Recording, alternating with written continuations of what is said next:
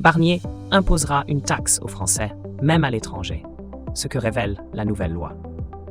Le débat autour de l'impôt sur la nationalité française refait surface, suscitant un vif intérêt et de nombreuses interrogations. Ce sujet complexe, qui touche à des questions d'identité et de fiscalité, est au cœur des discussions politiques et économiques actuelles. Alors que certains y voient une opportunité pour renforcer les finances publiques, d'autres s'inquiètent des implications pour les citoyens français résidant à l'étranger. Cette vidéo explore les tenants et aboutissants de cette mesure potentielle, en fournissant un éclairage sur ses origines, ses objectifs et les enjeux qu'elle soulève. Découvrez ce qu'il faut savoir pour mieux comprendre ce retour inattendu dans le paysage fiscal français. Contexte financier préoccupant et nécessité de réformes fiscales. Les finances publiques françaises suscitent une inquiétude croissante, comme l'a souligné la Cour des comptes en juillet 2024. Face à cette situation critique, le débat s'intensifie autour des solutions possibles. Réduire les dépenses ou augmenter les recettes fiscales. Récemment, un amendement adopté par la Commission des finances de l'Assemblée nationale propose d'explorer la piste d'un impôt universel lié à la nationalité française. Cette initiative vise à taxer les citoyens français résidant dans des pays où la fiscalité est nettement plus avantageuse.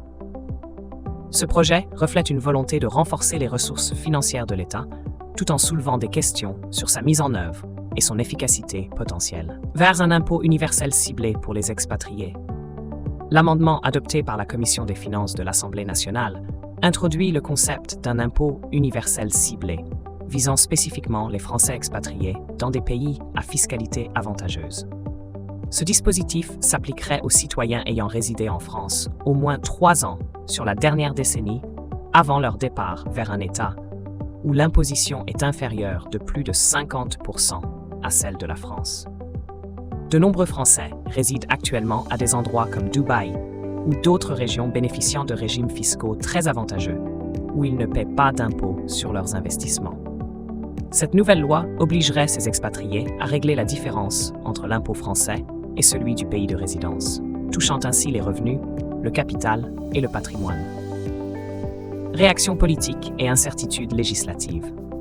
La proposition d'un impôt lié à la nationalité divise le paysage politique français. Soutenue par les partis de gauche et le Rassemblement national, elle rencontre l'opposition des Républicains et de certains centristes qui demandent une étude d'impact approfondie. Les députés représentant les Français de l'étranger dénoncent cette mesure comme démagogique. Le texte pourrait être réécrit avant son passage en séance plénière, mais son avenir reste incertain. L'utilisation potentielle du 49.3 pour faire passer le budget global ajoute une couche de complexité au processus législatif, laissant planer le doute sur l'adoption finale de cet amendement controversé.